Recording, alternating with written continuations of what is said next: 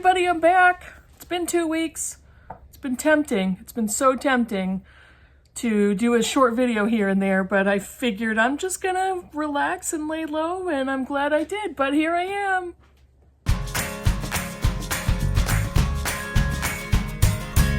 Hey Booktube, it's Kim at middle of the book march, and this is my Bookish week. The return of my Bookish week for Saturday, April 2nd. Yesterday was April 1st. I don't do April 1st jokes. I don't do pranks. I hate them. So I warned my husband, don't you dare do a prank on me. I absolutely hate it. And I'm pretty sure he already knows that. But so yeah, here I am. I'm back again. It's been a 2-week break. Nothing happened. There was no big reason for it. I just thought I'd take the rest of March to relax and concentrate on some other things and not have a filming schedule. I don't know if you can hear that. That's the dog coughing in the background. But it actually worked out really well because I read a ton and I did a bunch of stuff. I painted my living room. I hung out with both of my daughters. We had some girls' nights and just had a relaxing 2 weeks. So what am I going to tell you about? What I'm going to do today is do the last half of March wrap up, because I basically ended March, I don't know, the middle of March. So I have 7 books to tell you about that I read in the last half of March, and let's get going on that. Okay, what's the first book that I finished in the last half of March? I finished Miracle Creek by Angie Kim, and I listened to this one on audio, which was interesting because I try to avoid listening to novels on audio. It just doesn't work for me. Nonfiction works great, but I listened to it on audio, and it was good. It was really successful that way. I got to listen to it in the car every day. And Miracle Creek is kind of a mystery trying to figure out how a hyperbaric chamber in New York blew up, killing 2 people. And what the book is about is a Korean family that immigrated to New York from Korea. And the father, Park, I think his name was Park or Pak, and he set up a business with a hyperbaric chamber that was used to treat different disorders. There were a few children that were using the chamber who had autism. There was a young girl who was left paralyzed by a childhood infection. There was a doctor who was trying to use the chamber to treat infertility. And so there were a large group of regular patients, I guess you would call them, who used this chamber and its high oxygen content to treat different medical conditions. And the Korean family who owned it had it set up in a barn right kind of adjacent to a very small house that they lived in as their primary residence. And so it was a mom and dad and a teenage daughter, Mary. So what basically happened was the chamber blew up, and one of the children with autism and one of the adults, one of the parents, both were killed in this accident. And so, well, I say accident, but that's pretty much the gist of the mystery is, was it really an accident or was it murder? And so the entire book is following the legal case and the legal proceedings, the court proceedings. It's looking into the backgrounds of the different characters. It's looking into the family, their life in Korea. It's looking into the different families of the patients who were taking part in this oxygen therapy. And so there's a lot of backstory information. I liked it. I didn't love the book, but I did like it. I thought the ending was disappointing. And there were some problematic aspects to it that really bothered me. And I don't want to say what they are because there would be spoilers. But the court case was interesting to listen to. I always kind of love those stories and hearing secret evidence that comes to light or an unknown witness, that type of thing. So there was a lot of actual information coming into this case, and it was fun to listen to. It wasn't my absolute favorite book, but it was a pretty good read. It was interesting as well as captivating, and so yeah, I enjoyed that on audio. Surprise, surprise. So another audio I listened to was Not That Bad, Dispatches from of Rape Culture edited by Roxane Gay. And it's a collection of essays speaking to rape culture and experiences of rape. And it's from different writers and different people, whether they be, the majority of the writers of the essays are female. There are a few men, and I believe there's a trans woman. Like I said, the majority of the essays are written by women, but there's a definite combination of people who contributed to the book.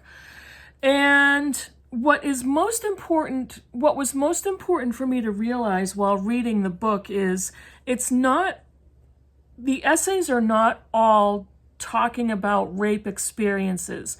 Many of them are, but they are mostly talking about the culture and the attitudes that lead up to those crimes. And that's the biggest takeaway from the collection of essays.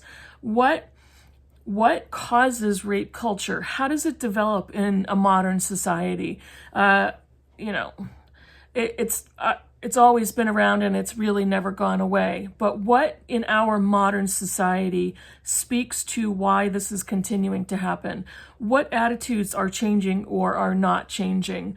What is the dynamics between romantic partners that leads to rape? What are the dynamics of stranger rape? There's so many different types of relationships that are discussed in the essays. I have to be honest, I've come to realize that I'm not the biggest fan of Roxane Gay. I have one of her novels that I was going to try, but I didn't love this collection.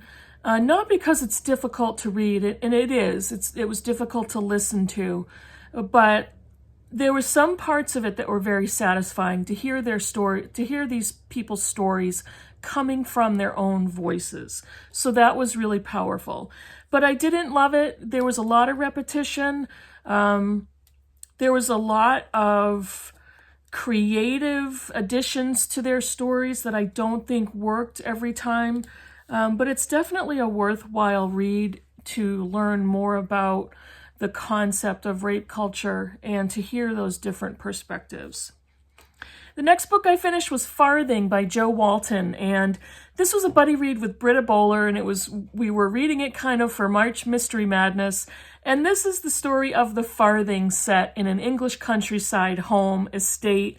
And the Farthing set is a group of people who are the wealthy, the elite, the aristocracy, and there's a lot of political machinations happening. And this wealthy set of people wants to be and wants to stay in political power. And this is immediately after World War II. But the interesting thing about the book is it's history rewritten. And what Walton did is she wrote the story as if Hitler won World War II and is still in power in Europe. So there are still dangers for Jewish people. There are still Jewish people escaping from Europe, going to America, being hidden and being secreted away on ships, being protected. And so it's an interesting context to place this story in. It's a murder mystery. One of the Farthing set is found dead in his bed, and at first it's expected that he was stabbed to death based on evidence, but then they finally realize it wasn't a stabbing, but what was it? What killed him? There's a lot of secrets, and plot ensues and story ensues. I didn't really like this book. Britta did. Britta liked it a lot more than me. I didn't hate it, but I didn't really like it that much. If she's going to rewrite history, I wanted a more powerful storyline with the fact that Hitler was still in power. I didn't get that. I thought that was extremely weak. And it's like, yeah, okay, but expand more on that. Expand more on an alternate history. It was kind of just in the background, and I just didn't enjoy it. The characters in the story were, they were interesting. They weren't fascinating to me. The inspector was a very interesting character. He has a backstory. He has a pile of secrets in his own life. So that was fun to read about. finally getting all the evidence to figure out who did it, what direction did this go in. So there were some interesting, fun parts of the book, but I just did not love it. I didn't love the writing. It was good. It was fine. And it didn't pull me along enough. I enjoyed reading it mostly, but I just thought it was kind of a weaker contender compared to other mysteries that I've read and compared to other books that I've finished. So it was a meh book for me. But as always, reading something with Britta was a ton of fun, and we always have great conversations. So that's the best part about it. The next book I read was, talking about Britta, this I read in physical form. This is the third and last book in the Peter Posthumous trilogy series. And this is Deadly Secrets from Britta Bohler, which is a collaboration between the author Rodney Bolt and the author Britta Bohler. So this, again, I can't tell you too much because it's the third in a trilogy, and I finally finished the trilogy, and talk about a great fun, great reading experience. This is another murder mystery, a police procedural mystery. The central character in all three books is Peter Posthumous, and he works for the Lonely Funerals team in the city of Amsterdam. That I loved. I loved the setting. I loved reading about Amsterdam, the city, the characters, the type of people. So much fun to read that. The mystery was really intriguing, very interesting, different. It was a very unique storyline. There was a man found unconscious on the street, and he was brought to a hospital barely alive, and they're trying to figure out what happened to him. There was another man found dead on the street who was very clearly a drug addict, and he had some of the beaten man's possessions, so they're trying to figure out how are these two connected. But there's a much bigger story. And Peter Posthumous is not part of the police force, but he tends to get involved because he's in charge of setting up the funerals of unclaimed dead people, whether they have no traceable family or families are so far away that they just ask the people, please just take care of it for us. So that's why he gets involved with all of these dead people characters, and whether it becomes a mystery or not. This one did. And there's a convention involved. There's kind of local hoodlum characters. Just so much fun to read. Very creative writing. This is the type of book that it's like, I'm just going to keep reading. I'm going to stay up a little too late, keep reading it. I want to find out what happens next. Plenty of nuggets of mysteries and evidence that pops up along the way. So this was so much fun, and I'm glad I finally finished the trilogy. What did I finish next? Oh yeah, on my Kindle, I read a contemporary romance called Aisha at Last by Uzma Jallaluddin, and she's a Muslim author. Now, this was a really fun book. It's a Muslim romance, and that basically means there aren't any steamy bits. There are no, sexy times or sexy bits in the book, because both of the main characters are Muslim characters, contemporary Muslim characters. And our main character, Aisha, is a feminist Muslim young woman who is just embarking on a teaching career. And she's kind of ambivalent about that. She's actually a poet, and the main male character, whose name completely slips my mind, it's on the tip of my tongue and I won't remember, but I'll put it in the text below.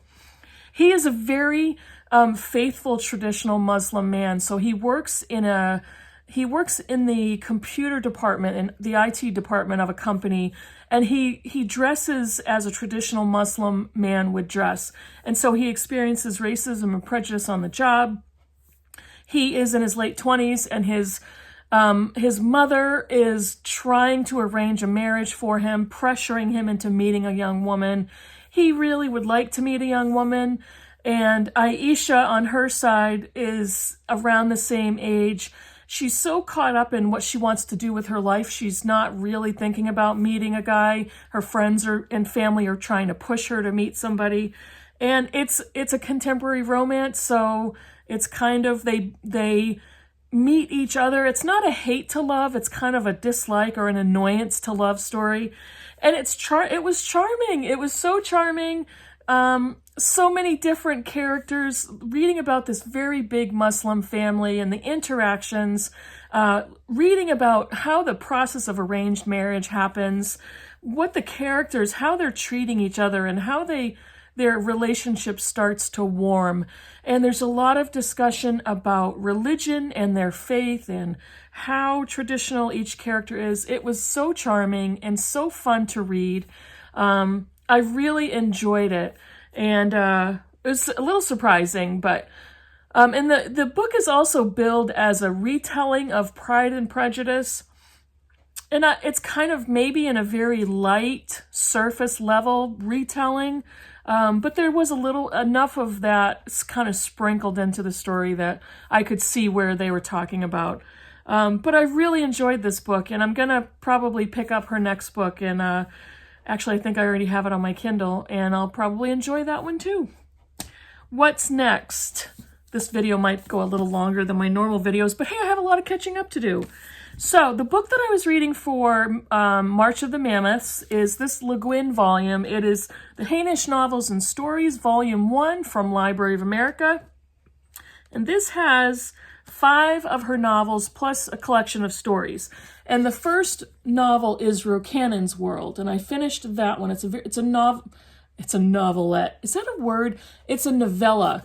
And I finished that one and loved it. I gave it 5 stars. It was clearly far from perfect.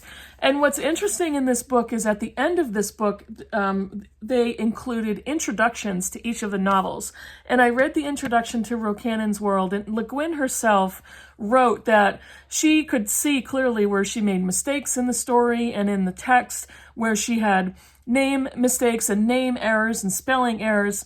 But she said she basically wrote it without any guidance as to science fiction versus fantasy. It's basically a combination of the two. And Roxane is a human character who is kind of a surveyor of different planets. And he ends up kind of stuck on a planet when everybody else on his ship is murdered by another tribe of people. I shouldn't say people, because there's a lot of different alien groups of characters. And there's time travel, so he's trying to figure out how to go in time and back in time, forward in time, in multiples of 8 years to try to get a message out saying that this group of people is going to be attacking, so get ready for war. And it's really interesting. There's, it's almost... I'm gonna say it. It's almost like a Lord of the Rings. They're on a quest kind of a story.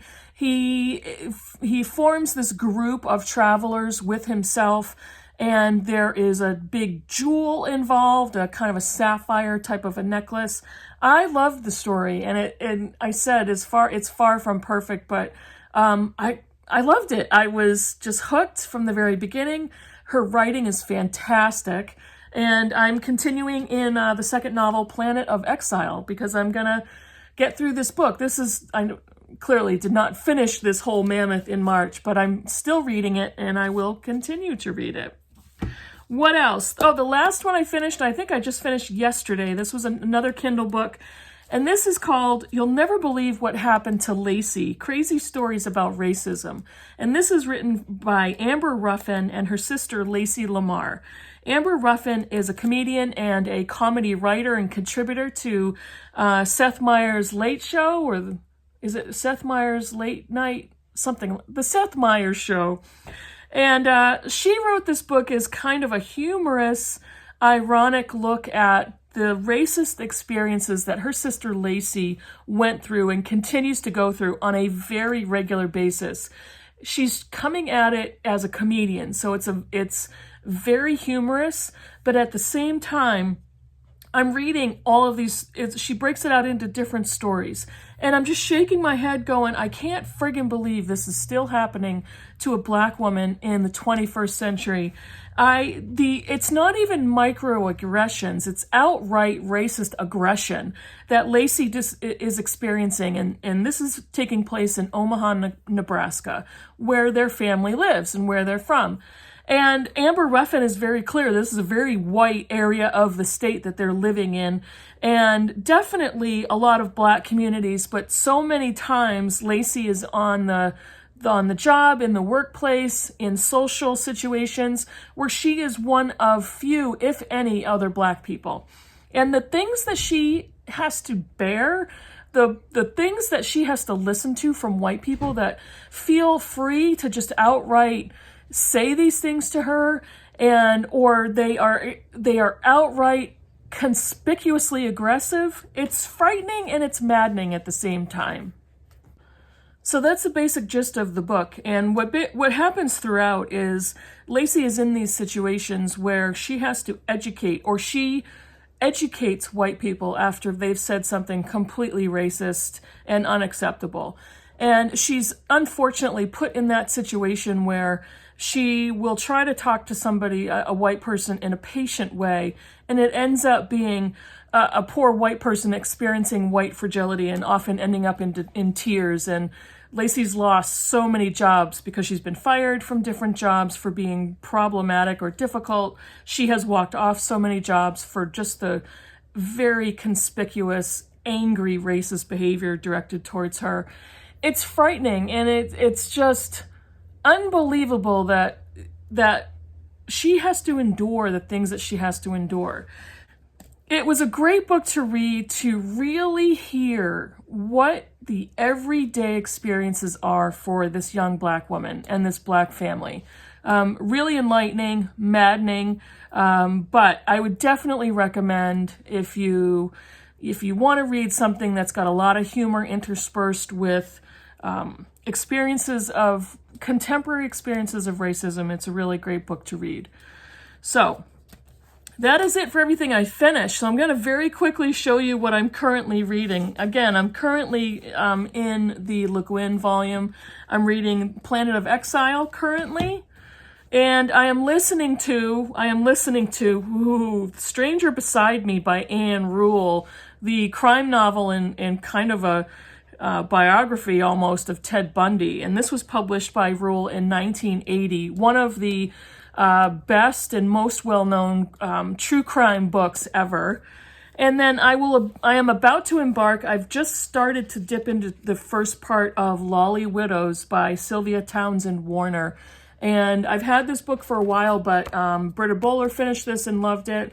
And John David and I have been discussing this book. I believe he also finished it recently. And so I'm gonna not just dip in, but I'm gonna really dive into it this weekend and see how far I get on this one. Really looking forward to that. That is it for today. So that was a long one, a big wrap up, a lot of books. So what's coming up next? So next week, today, this is Saturday when you see it, I'm going to have my octo-final results for the BookTube prize. I read Translated Fiction Group A, so I'm going to have that video. I might even post it for Sunday. And then I'm going to have a regular Wednesday video, and I'm going to continue on with my regular Wednesday, Saturday schedule. Wednesday, I don't know what I'll have. I have a ton of books to haul, and I might have to split those up into a couple videos. There will be more True Confessions. I've got that in the works. I'm trying to plan out a bookshelf tour and a discussion on book acquisitions and book collecting, which was started by Shelly Swearingen and continued by Gina Stanier, and I'll put their videos down below. So I wanted to add on to that discussion. What else? I have a couple of tags I've been saving. I got all kinds of stuff. I got a bunch of things to chat about. Oh boy. April is going to be awesome, I think, because it's free. It's completely free reading time for me. I have no buddy reads, and I'm taking a break from the quarterfinals of the BookTube prize. And so I can just pull whatever I want off my shelves and start reading it. So it's going to be a big variety of stuff. So I hope you look forward to that. Let me know in the comments below what you think of any of the books, and I'll see you in the next video. Bye, everybody.